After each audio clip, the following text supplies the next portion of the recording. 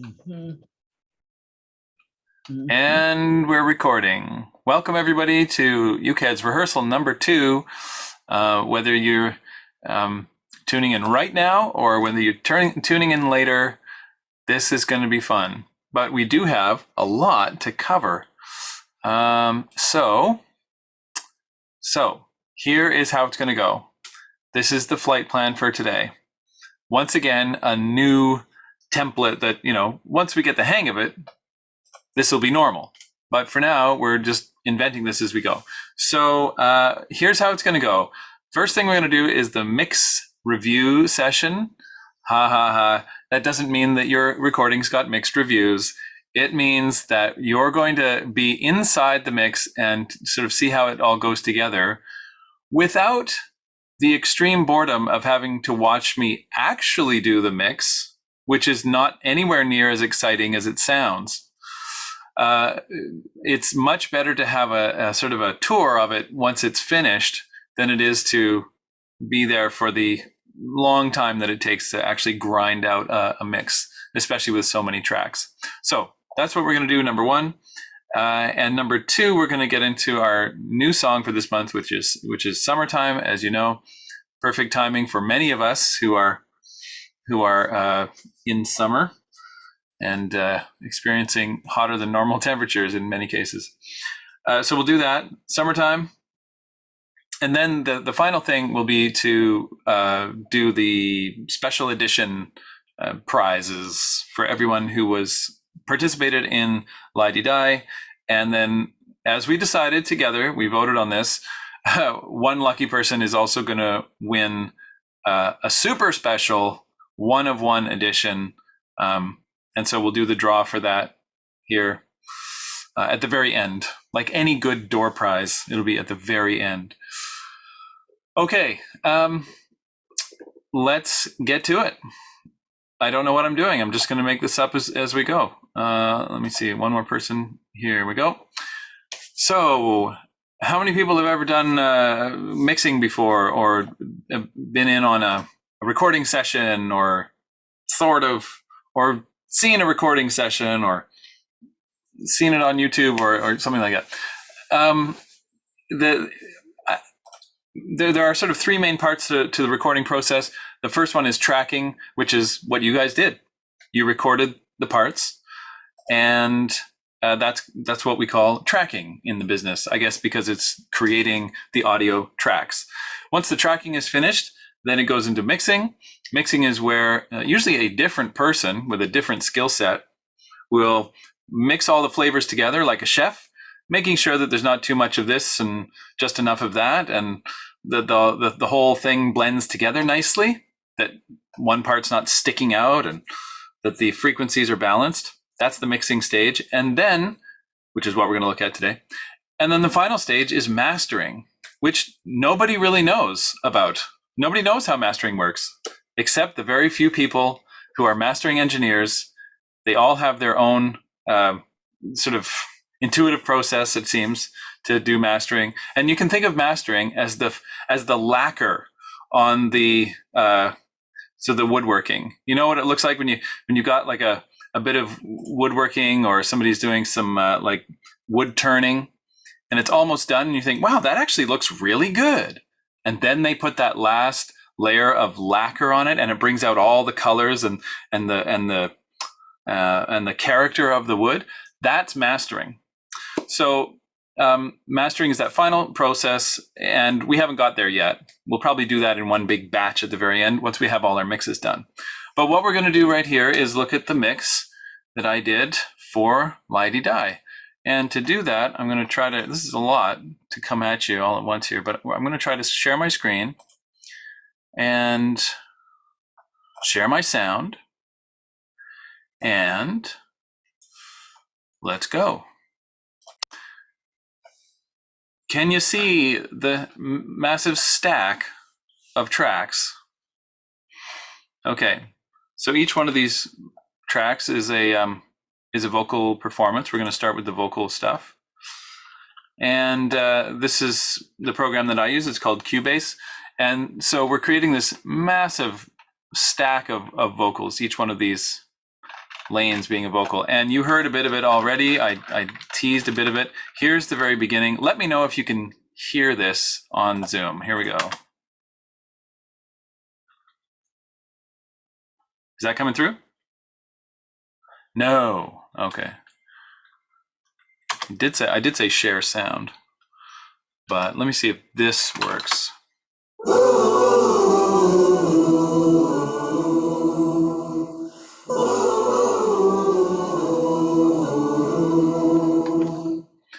Okay, so that's what I listen to for a good long time. And when I'm mixing, often I'll loop a section like this. I'll put a little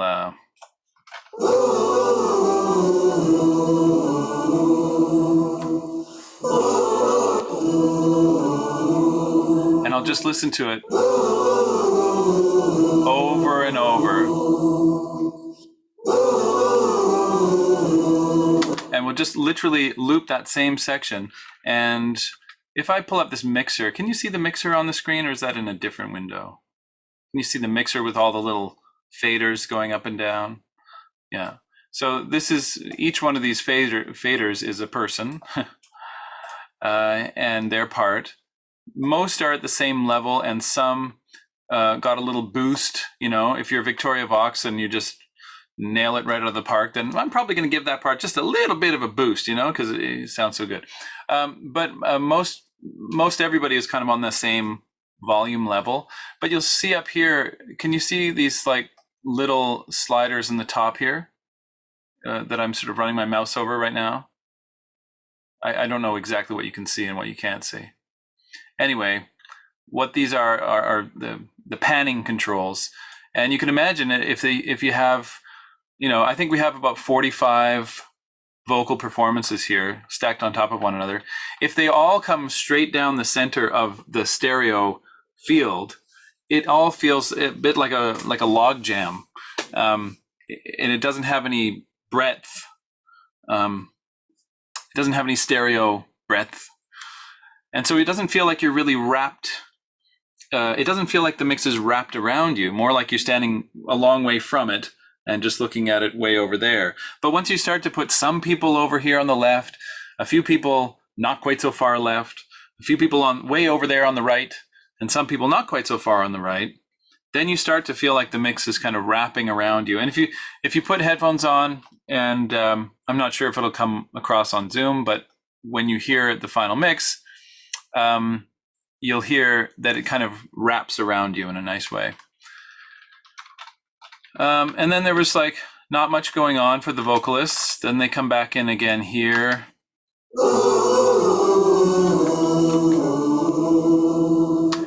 Do you hear how nice it sounds though? Like I was kind of sort of amazed. At first I was terrified. I thought, how is this going to go? I didn't want to even get into this until a few days ago because I was a little terrified what I would find. I thought, because this is going to make or break it. You know, if we come out of the gate and this one flops and doesn't really land, then, you know, that's not a great start. So I was a bit apprehensive. But once I got into it and I got everybody lined up, then I started to hear what we had wrought, you know, like together without even being able to hear each other. It really sounds nice. I will say it's really nice to have a bass voice. We have one bass baritone. I think that's, I think Phil, 1808 down here, our bass baritone. That really sounds nice. It really grounds the sound in a cool way. And we had a really nice blend of sopranos and altos for the ladies. And so, like, here's what it sounds like. Maybe we could just bounce around this mix all day, but let's just do a thing where I, one by one, add everybody in, and we'll loop this section, and you can hear what it sounds like as we sort of snowball the whole choir together. So let's start with this. Let's go with the first like three just on their own. Right? It's like 3 people singing together. Let's add some more.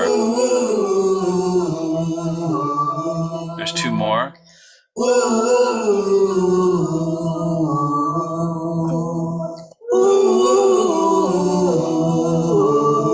That's Steph on her harmony part. Way to go, Steph. Let's add a couple more.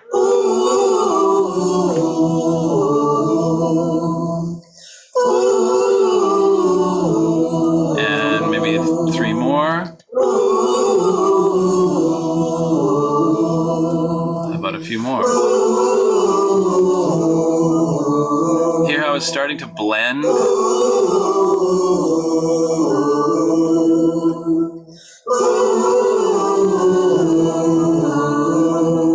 I think that was Victoria who just jumped in there.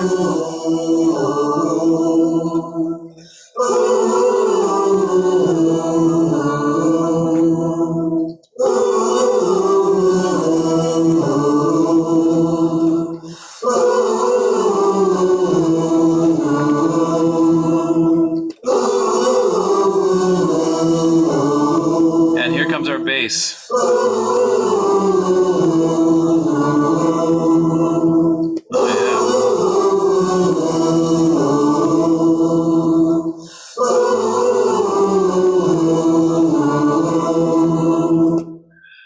Okay, so there you just heard every single part getting layered on top of every single other part. Did you notice that? Did you notice what we call in the business the orchestral effect? The orchestral effect is where, you know what? As long as somebody is hitting the right note at any given moment in time, then somehow it all kind of blends together and all is forgiven.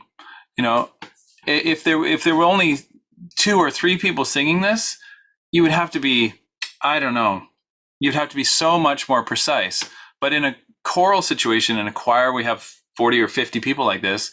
Once you get enough layers on top of each other, it all kind of creates this sort of meta sound. And you know what? It all comes out in the wash. So what I really love is this this last part here. I'll play a bit for you, and then we haven't even heard the whole mix yet, but here's this mighty end part. All light is just all you walk away from. You walk away. My heart is singing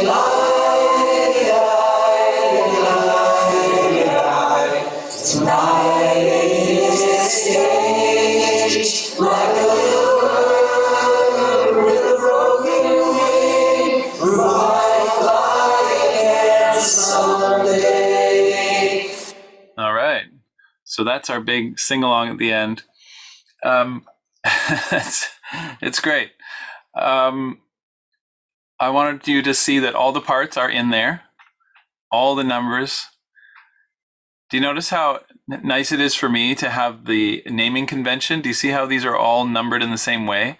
And so when they're all stacked along the side there, I can easily put them in order and find parts that I need because they're all the name of the song, dash, your UCAD number, dash, the voice or the uke. And having them all formatted that way in the file name really helps me. So think of me combing through all these files next time you're naming your file, going, oh, should I care about the file naming convention? Think of me. So that worked out really well. So thank you. There were a few I had to change, but not many. Okay, let's go to the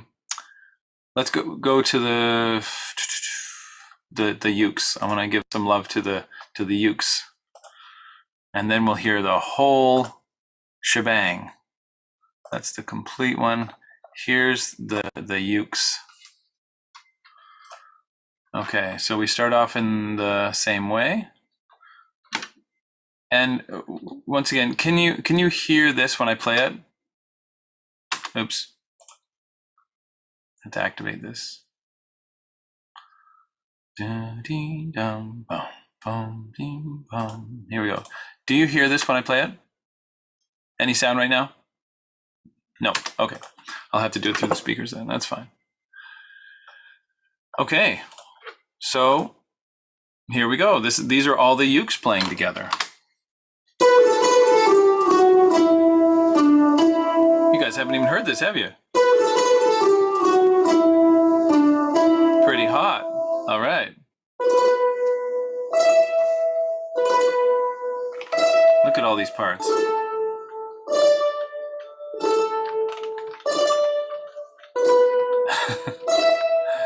That's a whole screen full of ukes.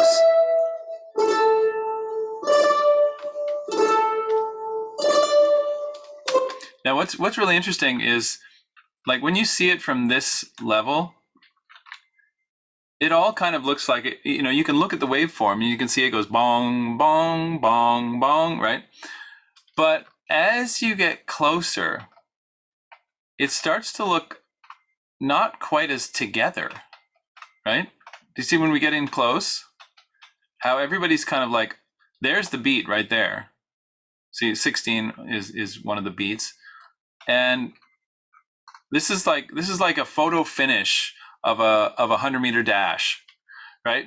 It looks like La-Di-Da 2 is, and 2 and 3 and 29 are pretty much right on the beat. And 144 got there early, wins the race, and these guys are lagging behind. Look at the variation in the feel and where you place those notes. It's amazing to look at this sort of microscopic comparison of how people feel the beat differently and where they end up playing. So the metronome's going click, click, click, click. Yeah, but you know, nobody's a perfect machine. You're not going to land right on the beat. Sometimes you're going to be ahead, sometimes you're going to be behind. And isn't it interesting to see what a variation there is? And also, maybe more interesting, that in the end, it doesn't make a ton of difference as long as you're sort of in the acceptable range, you know, like that the ear is accustomed to making an allowance for. So a little bit of a brung, brung, brung, brung is fine. It almost sounds a little bit harp-like.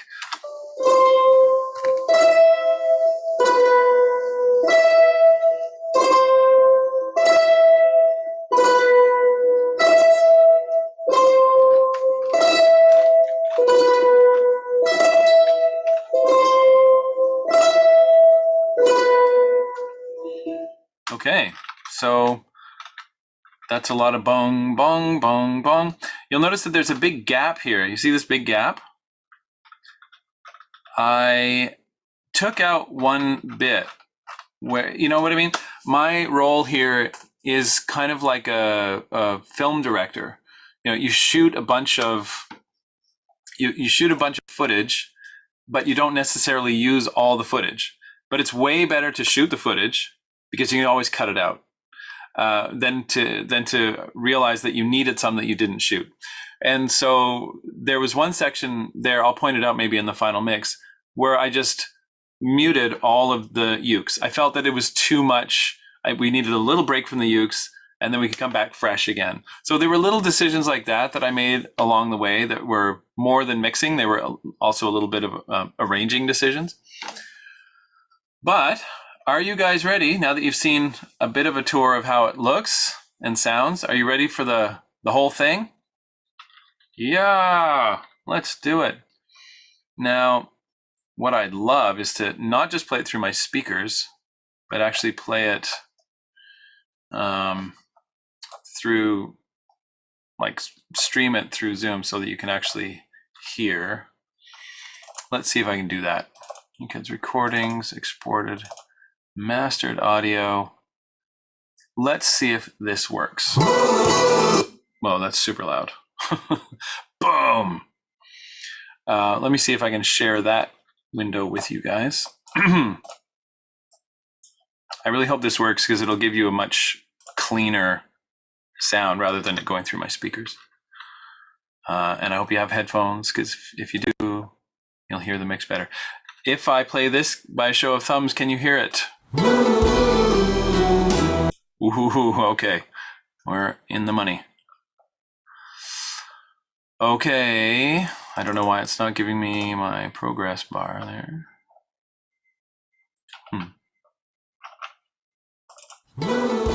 Okay. All right. Well, here we go. Overall, I was super happy with the way this turned out. I think you guys can be really proud. The audio quality was surprisingly good. The performances were really full of love, very sincere, and I just love the spirit of it all. So you guys did a great job. And here's what Lady Di sounds like now, with all the ukes and all the voices. Let's go. If it's too loud, let me know. Oops, let's start from the beginning.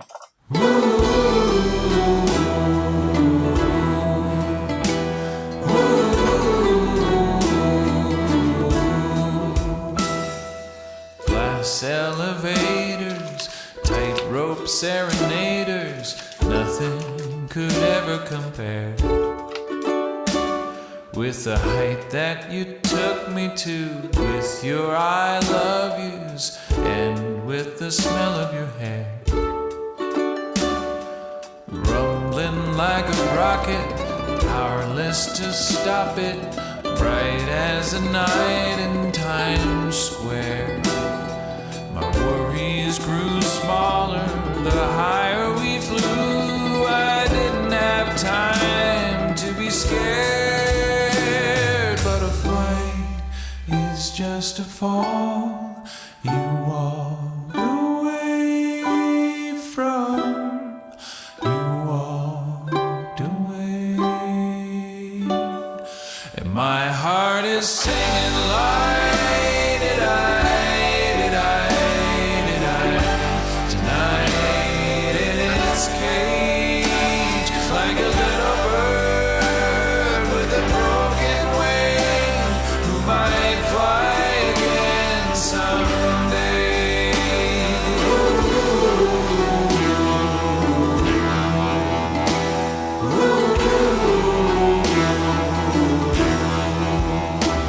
When a burst of sky blew through, opened my eyes, the ground it blurred into view. Rushing toward me, you hit me, then held me, and told me the dream was untrue. Is there nothing the hands and the heart can create that the blink of an eye can't undo? Now I'm shot down behind enemy lines, all for a tearful adieu.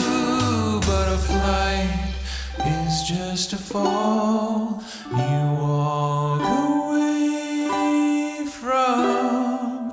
You walked away, and my heart is singing like did I tonight in its cage, like a little bird with a broken wing who might fly again someday.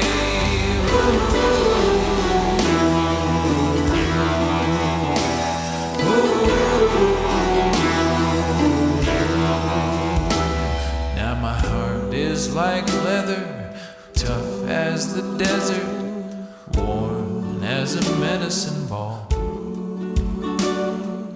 Would you believe me if I told you he once had the voice of a porcelain doll? The words are long gone, but if you draw near, you can still hear his song through the wall. Chickadee, may you warble on sweetly until I'm as gray as old Montreal. The flight is just a fall you walk away from. You walked away.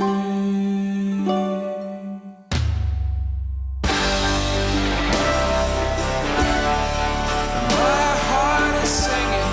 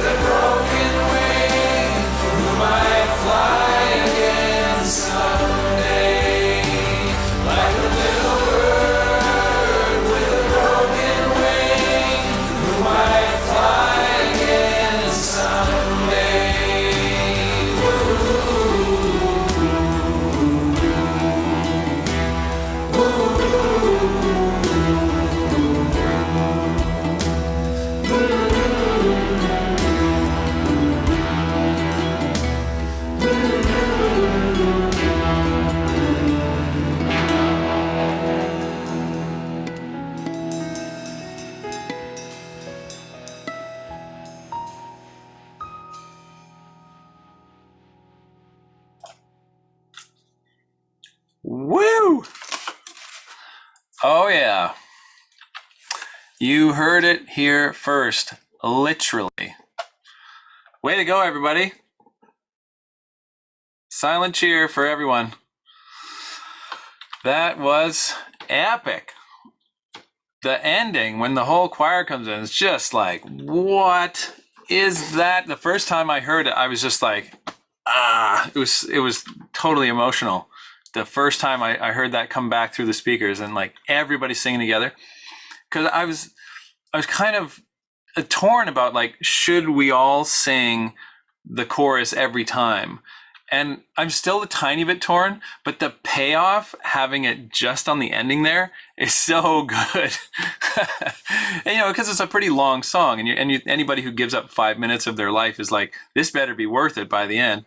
And I think it really delivers that amazing, it just goes into the stratosphere in the end there with all the vocal parts. So yeah, I think like Marnie says, I think the payoff works. So yeah, way to go, everybody. Just amazing. And what a partly a very proud moment, and also partly a big relief that it actually worked. I was listening to some podcast about the James Webb Space Telescope, and they're like, they had one shot to get that thing deployed, and that was it. There was no backup plan. If it didn't work, it didn't work. We're not quite like high stakes like that, but I sort of felt like, man, if we didn't get this first one to really lift off, then well, put it another way, if we got this first one to really go, then I think we'll have the momentum and the energy to get through the whole thing. So we did it. You did it. Sounds awesome. I'm really happy with it. So way to go. Woo. James, yeah. can I just ask you, Of course. It's Rob here. Can you just say something about doing a recording workshop for people that need it? You asked me to remind you. Yes, thank you. So before we go on to our next agenda item, which is summertime, as we call it in our house, I do want to remind everybody that, or tell everybody, because you may not know, Rob has volunteered with some other helpers to do a recording workshop in the coming days. Rob, did we decide on a day specifically? No, you have to remind me. No, not at all. We just thought we'd find out what the interest was and take it from there, really. Right. So this has been bubbling up because obviously lots of people are interested in improving their recording setups and know-how and whatnot. And we do have a few experts and people who are very involved in recording. Some superb ladies there who know exactly what they're doing. Oh, yes. So we've got some real helpers here. And so basically, by a show of hands, who is interested in having a Zoom session which would be sort of a recording help session that would go through the basics and maybe even a few more things to really get you up to speed with your recording and answer some questions. And okay, so it looks like 1 in every 2 people have their hand up. So I think that's a good indication that we should do it, Rob. And okay, we'll organize this on Slack, and we'll put it in the events channel so that people know where to go to get information about it. And then we'll do it. I think it's a great idea. Cheers, James. Thanks very much. Thank you, Rob. So Elena says in the chat, she says, I'm laughing at James because I put my hand up, who wants to go to the recording session, when I'm mixing thousands of uke players, and I'm just leading by example. Elena, by the way, is one of our audio experts. She is now in the Slack channel, in the Slack workspace, and has done a degree or a diploma, I can't remember which one, in audio engineering and audio mixing, and has put together an amazing FAQ about recording. So that is now, somebody help me. It's in the, I think, Tech Help channel. It's pinned to the channel, and it's amazing. You have to look through that document. She's done a great job. So thank you, Elena. All I could say on that is when we get this organized, hopefully we'll get it formulated so people know where to go, and it can be added to whatever platform people are on. Yeah. That's right. Yes, Yeah. absolutely. Yep. So that's going to be great. And look what we did. Look what we were able to accomplish without really knowing anything. People just recording on their phones and doing whatever, it will get better. But the main thing is that we've got a good start on it. You're in the groove now. We're feeling the fun of it, as opposed to at the very beginning when it was really just a leap of faith. Now you're starting to hear some of the results, and it's like, yeah, let's go. So thank you, Rob, for spearheading that, and we'll keep that ball rolling. Susanna's saying, are cell phone recordings still okay? Yep, totally. Although you'll probably get some tips on how to make your cell phone recordings even better if you go to the workshop with Rob and Elena and others. Chantel, I think, is going to be there as well. Okay, so now we're going to switch streams for a sec. Oops, I got two people waiting to get in. We're going to switch streams and now go into our rehearsal proper for today. If you have an ukulele, now is the time to get it.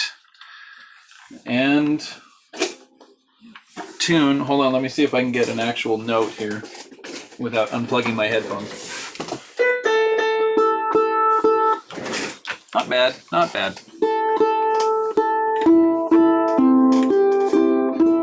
So here's an A note. If yours sounds like this, then good for you. That's the note closest to the floor. If it doesn't sound like this note, then just turn the little knobby thing until it sounds more like this note, and then good for you. Okay. If you have a baritone ukulele, please do not tune until this is your note, because you'll break something. I've got my tenor here today. All of these notes that we're going to play today can be played on a baritone as well. You also can play all of the two ukulele parts can be played on the low G or the high G. It doesn't matter. Let's go to the E string. Make sure everybody's sort of in tune. Not that it matters to me. I can't hear you. And then to the C string, the third string. And finally to the highly controversial fourth string, which here I have a high fourth string, but over there I have the low fourth string. It's not going to matter today which one you have or don't have. Okay. So Nancy's asking a good question. Is the score for Summertime posted somewhere? Not yet. It's a top secret document. Hold on. I'm going to show it to you right now. I'm just going to clean up my my desktop a little bit here. All these projects open. Okay. And I'm going to go to Sound Slice, which is where this score is going to live. And I'll send you the Sound Slice link in just a second. Before we get to that, let's warm up with a couple of things. Can you play for me? Let's see. Let's try this. My favorite chord to teach of all time, if you know me, many of you do.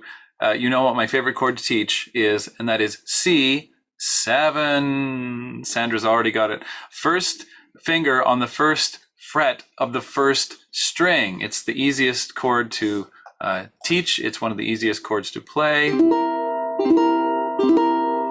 And it also sounds great.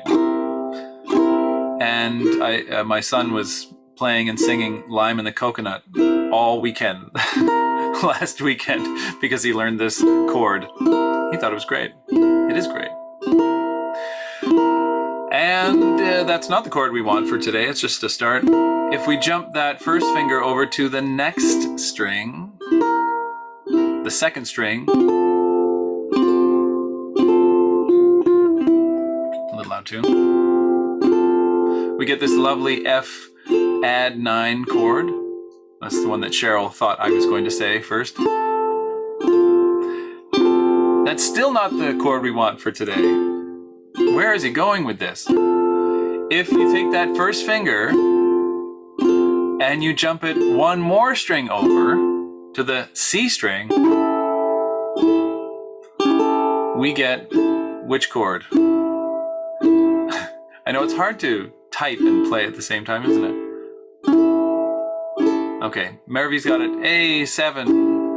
A7. This is the first finger on the C string, and that's it. Zoom. Zoom. Look at that. Well, the light's kind of in the way, but first finger on that third string, first fret, that's it. Great chord. We're not going to use the string closest to your face. We're only going to use the C string, the E string, and the A string. So play after me. I'll play something, you play back. Your turn. My turn.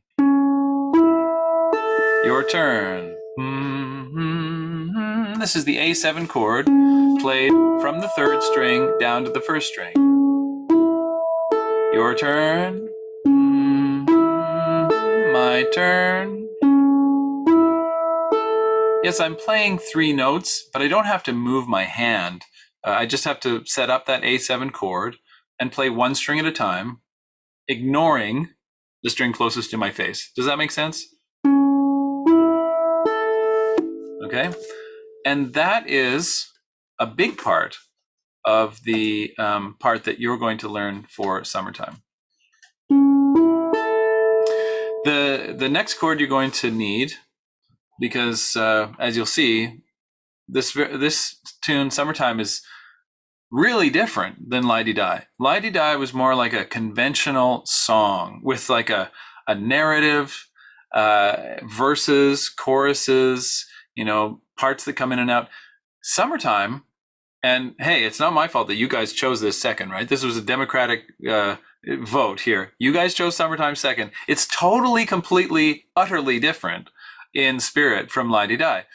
Summertime is what I would call like a groove song, where like it basically just does the same thing for 3 minutes. Some parts sort of come in and out, but it's really just the same thing motoring away, just like pistons in an engine. And it's not really about the journey of the lyrics and the verses and the choruses as so much as it is just enjoying the ride. It's more like being on a little like going for a speedboat ride. It's just a little 3-minute ride, and it's all about the groove and the rhythm. So we don't have a lot of chords here, mercifully. The only other one you're going to absolutely need is this one.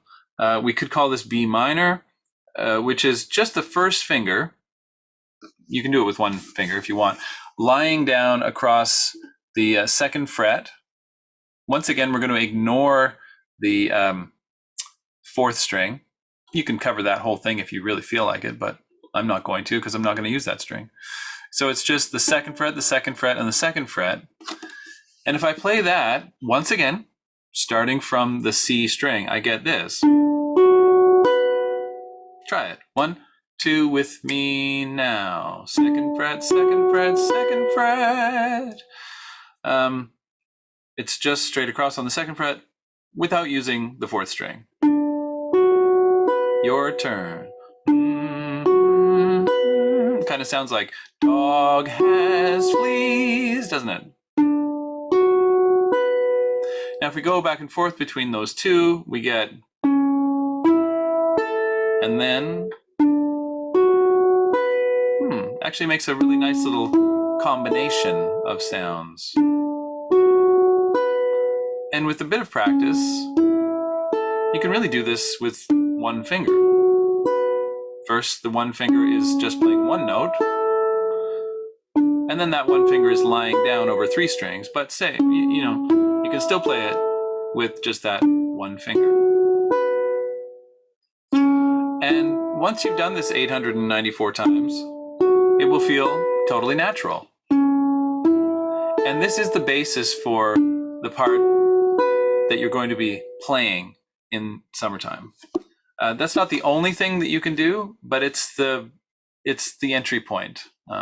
It's the most accessible part. There are 2 ukulele parts and 1 vocal part that splits into 2 notes. Let's just have a listen to Summertime I'm going to share my screen. I'm going to show you the interactive score. And we're just going to see what this sounds like. If I press play right now by a show of thumbs, can you hear it? Yes, okay, this works. We're going to take it right from the beginning. Like I said, you chose this. Look at the time signature. Or maybe don't look at the time signature. 1, 2, 3, 4, 5. 1, 2, 3, 4, 5. 1, 2, 3, 4, 5. 1, 2, 3, 4, 5, 6. Just when you think you're getting the hang of it, it changes. So when you're a listener, when you're like a consumer and you're sitting back and listening to this song, you don't have to count. You don't have to know that it's in 5, that it has 3 bars of 5 and 1 bar of 6. But guess what? Now you're in the band. Whole different ball game. So let's just have a look at this score, watch it go by. And can you see this one right over here? Do you see that part? This is the first fret, 0, 0. That's the part that you were just learning. So you'll see some of these notes fly by, and don't worry, we'll take it slow. We'll take it one step at a time. But I just want you to get a sense of the whole thing and how the parts work. You'll also see up here, this is the vocal part where you'll be singing. So just sit back, relax, and watch it go by. Here we go. 1, 1, 2, 3, 4, 5.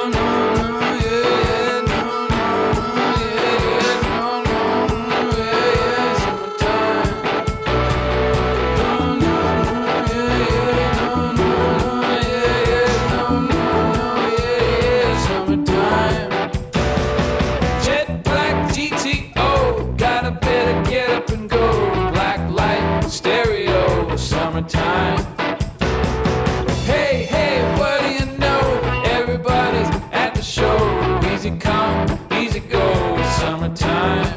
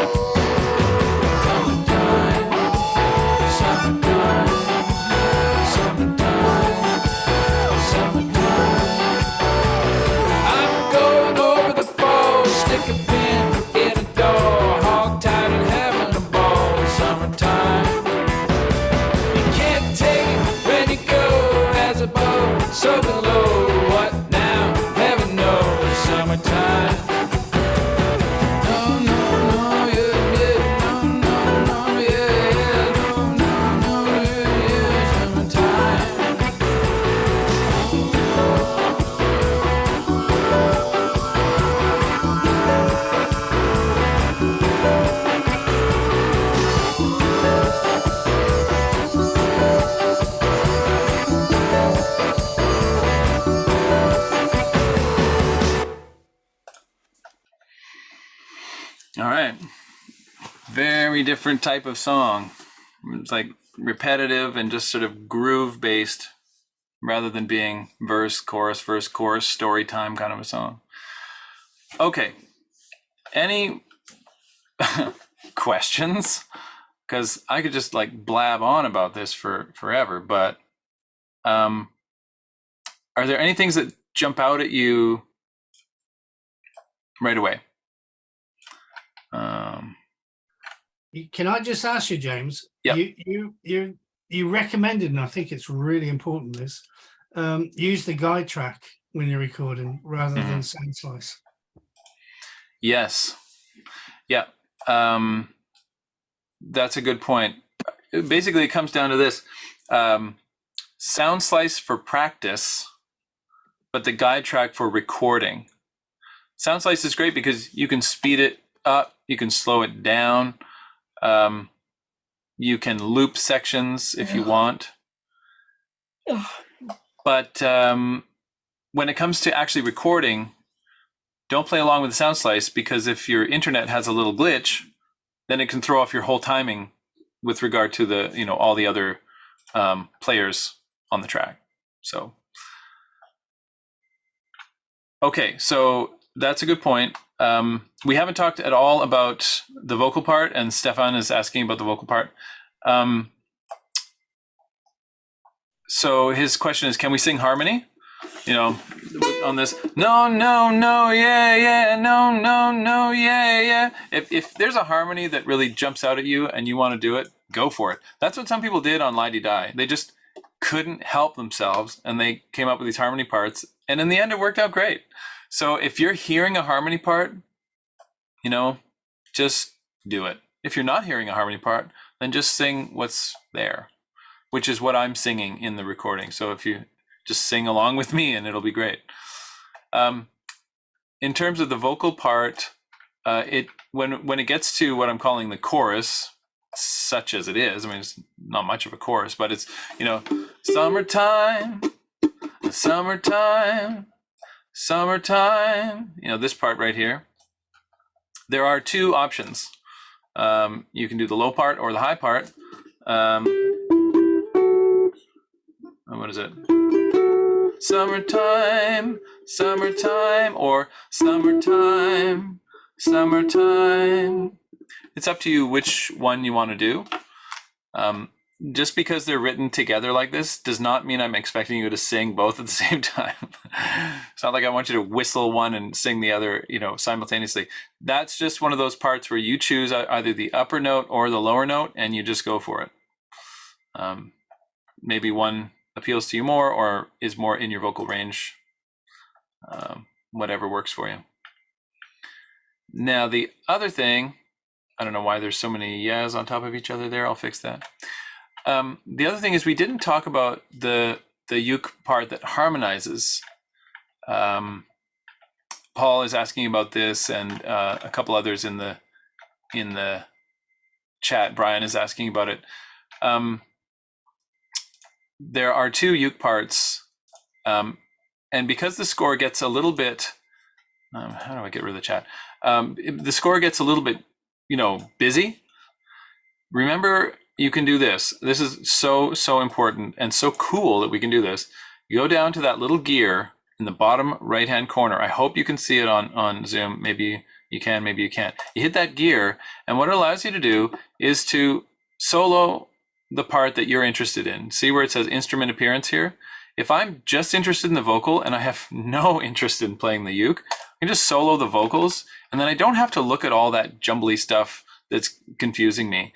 And the coolest thing about that is that when you go to print from here and you hit the print button down here, I'm not going to do it because it's just going to pop open another window that might, throw off Zoom. It'll print to a PDF what you have chosen to look at on the screen. So you basically get to customize your score that you work from for this one. So like in my case, I really like the harmony part of the uke part. I like this. But then it has another one, if you look closely, it's got this one that goes up a little higher for those players who are a little bit more adventuresome. Oops, not that adventuresome.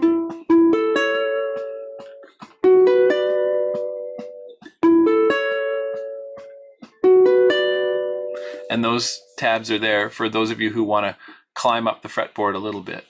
So that's uke 2. Uke 2 kind of builds on uke 1, which is just the chords that I've taught you already. So that's probably what I would do myself. I also am pretty comfortable reading standard notation, so I'm just going to turn the tab off. 2 clicks and the tab is off.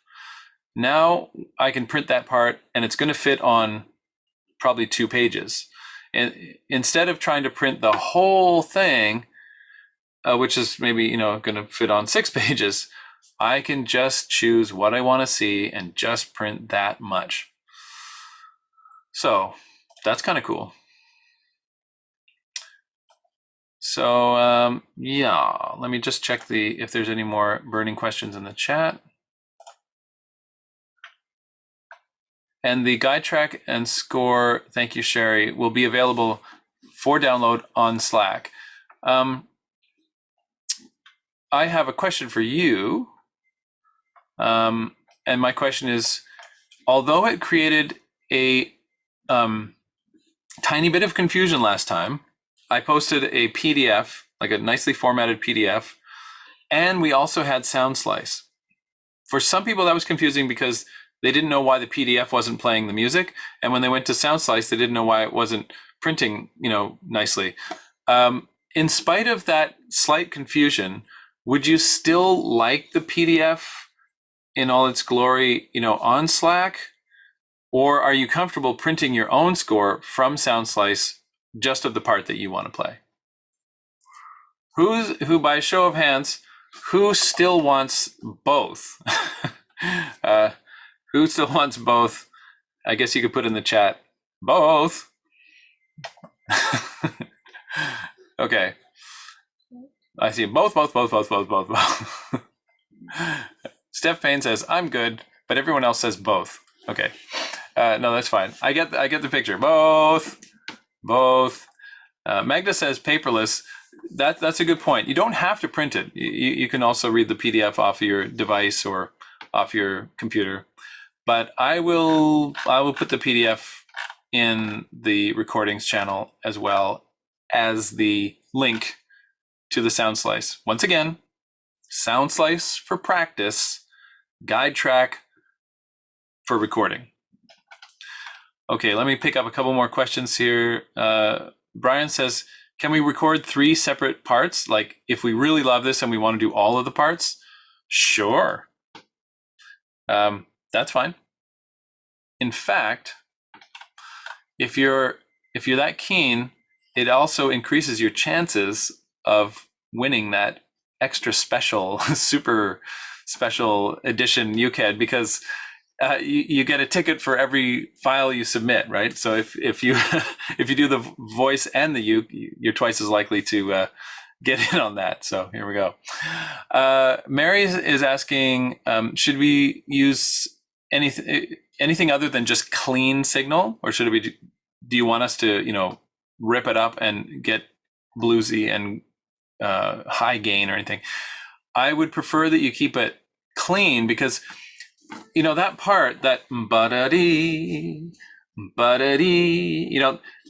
that has a very different purpose in the mix than the grunty, grinding baritone that I'm playing. It would be very thick, and it would be kind of a mess, kind of a hot mess, if we all tried to play, overdriven baritone together. I think that would be too much. But these chimes, ba-da-dee, I'm kind of thinking of like, what's his name? The guitar player from The Police. I can't remember his name right now. These sort of chiming, minimalist, chorusing parts, when we all play that together and just let it ring, it has this really nice kind of chorusing effect to it. Andy Summers, thank you. I knew somebody would get it. Thanks, guys. Or is it Sumner or Summers? Oh, I can't remember. Anyway, Andy, good old Andy from The Police, he would be proud of us playing this way. And so your part is the clean, sort of minimalist arpeggio part, and mine is the sort of grinding, bluesy part. And take it from me, you only need one of those grinding, bluesy baritones in the mix. Okay. Oh, I see. Sting. Okay, hold on. Now I'm confused. Tim says Sting is Gordon Sumner. Right, that's why we're getting mixed up with Summer and Sumner. Sumner time. Doot doot. Chantel had the same thought. Okay, so we actually, I have to say that in my household, we actually use this song now at dinner, like instead of a dinner bell. And we'll be like, dinner time, bop, bop, dinner time. Bop. And we've started using it for all sorts of things. So if this integrates itself into your everyday life, don't say I didn't warn you. Dinner time, bop, bop, dinner time. Okay.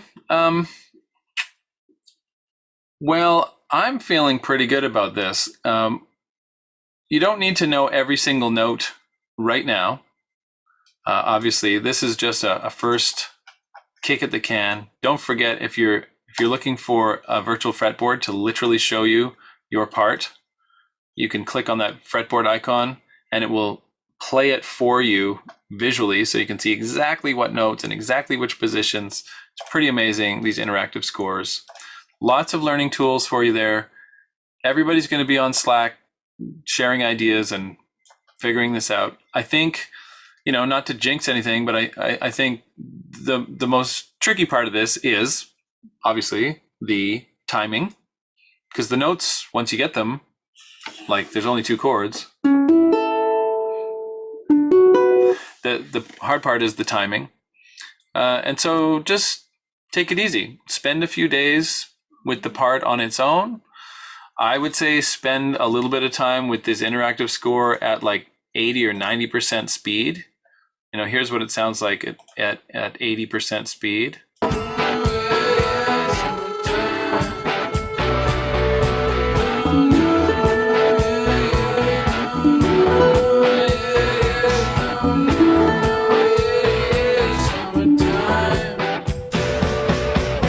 Now, I probably wasn't in sync with it because of the way Zoom works, but you know what I mean? At 80%, or even take it down to 70, it's a great practice tool. And if you have questions, of course, don't be a stranger. That's what the songs channel is for. That's what Slack is for.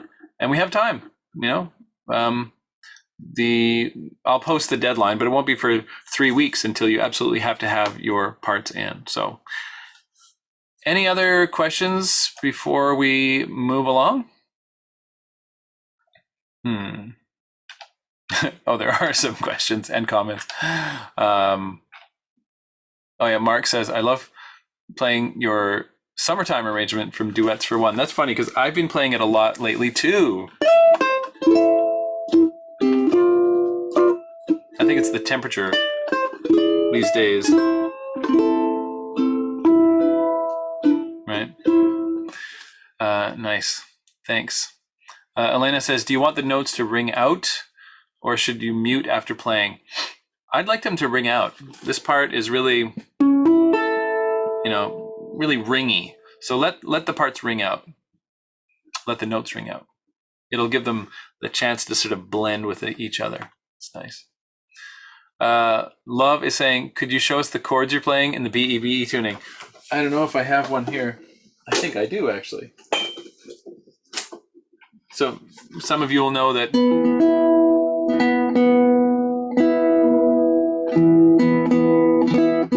this is totally trade secret here. This is BEBE tuning on the baritone. That's not the trade secret. I've done a YouTube video on this tuning, but these chords totally accidentally came up with these. That's 0033 in this tuning, which I still don't really know what that is. And then it's that moved up 2 frets, back, and then a similar looking thing that's 5577. really beautiful kind of fourths. Normally we create chords out of thirds, but these chords are very fourthy.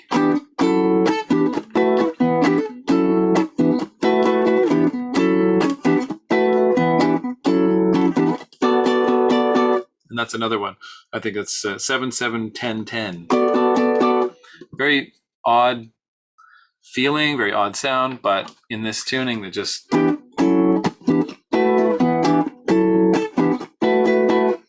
kind of works. So there you go. Mary says, how much time do we have before sending the files? About 3 weeks, which leave me 1 week for the mixing. Thomas says, recordings with or without the click, meaning should we keep those right at the beginning? Should you keep those in? Most people last time did not keep them in their files. And honestly, it was fine. I just lined them up. Don't worry about it. Don't sweat the clicks, especially if you're recording on a phone. There's no easy way to get them to stay in there. It's only if you're recording on a more professional program that you could leave them in. So if you can, and it's no sweat, leave them in, and don't sweat it if you can't. All right. It didn't make as much of a difference as I thought it would in the mixing, which is why I'm kind of ambivalent about it now. Rob is saying, is our vocal line the no, no, no, yeah, yeah each time? Yes. Yeah, it is. So whatever you see in this interactive score for the vocal line, that is what you should be singing. I've put little italics, you see where it says Jet Black GTO. Those little italics are not for you to sing. That's just so you know what part of the song we're in. But everything that's got a melody above it and lyrics below it, that's what to sing if you're doing the vocal part. Mervy asks, in general, is it okay to sing an octave lower? Yep, should be fine. You sing it where you feel comfortable. And as we said earlier, if you absolutely hear a harmony part and you just want to do it, then just do it, because sometimes that really brings a nice flavor. Larry asks, is there a harmonica on the song, or are you doing that on the baritone? I wish I knew how to do that on the baritone. It is very much a harmonica. I think it's this one that's just sitting on my desk right here. And because I don't play the harmonica, really, I was just yelling into the harmonica. It's like I'm singing.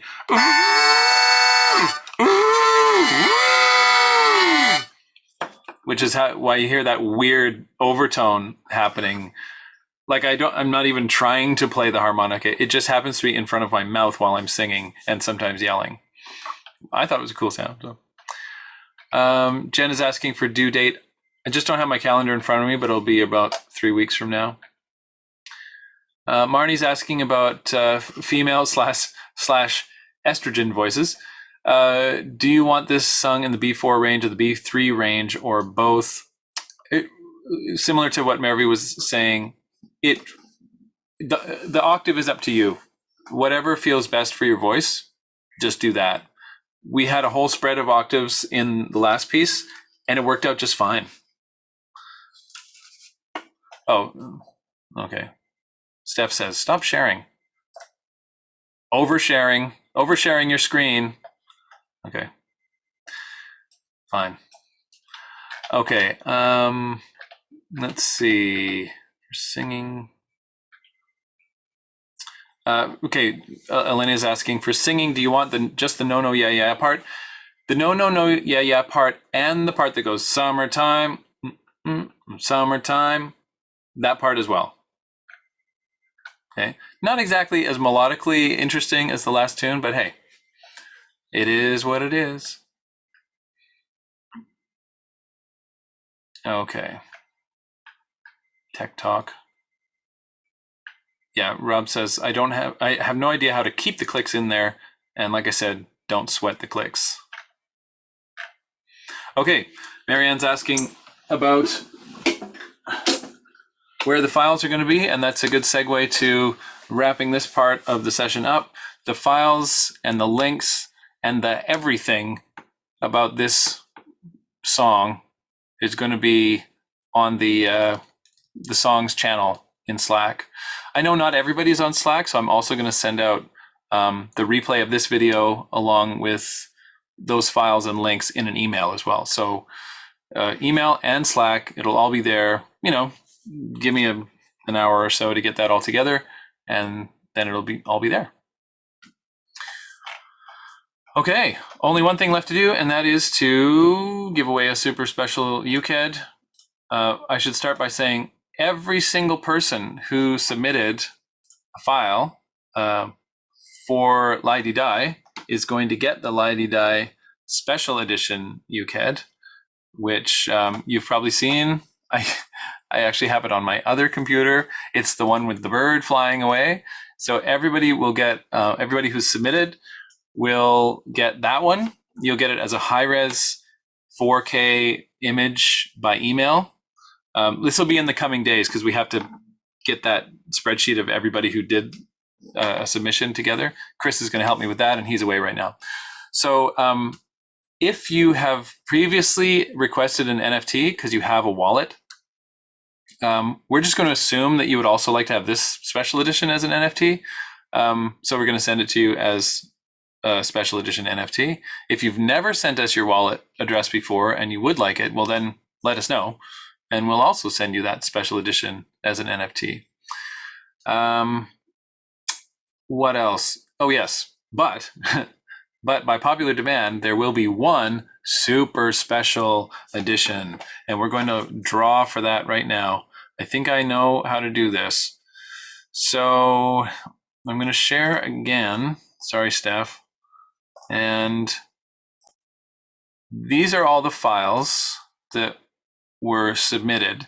I split them up into UCAN voice, but then I've also put them back just for this draw into one big folder here. So we had 116 submissions. Some people, that's not 116 people, because some people did voice and uke, but you can see all their numbers, right? And so what we need is a random number. So I'm going to go get a random number from this website that I've used before for similar things. This is called random.org. So we have our numbers between 1 and 116, right? So here we go. We're going to drum roll, generate a random number between 1 and 116. And the number is 51, which means nothing to anybody because we have to go and see who's number 51. Okay, so we go back here. Seriously, this was the only way I could think to do this.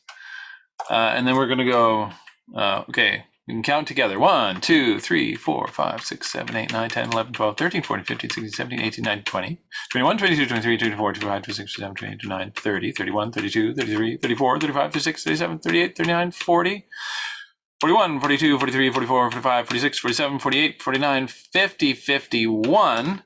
And that means UCAD number 733 gets the prize. Does anybody know who UCAD 733 is? If you are 733, yeah, that's me, I think. Please stand up. I think that's me, James. Wayne, I just looked it up. It is you. Yeah. Congratulations, Wayne Thank you very much. Gordon. Woo! That's great. Way to go.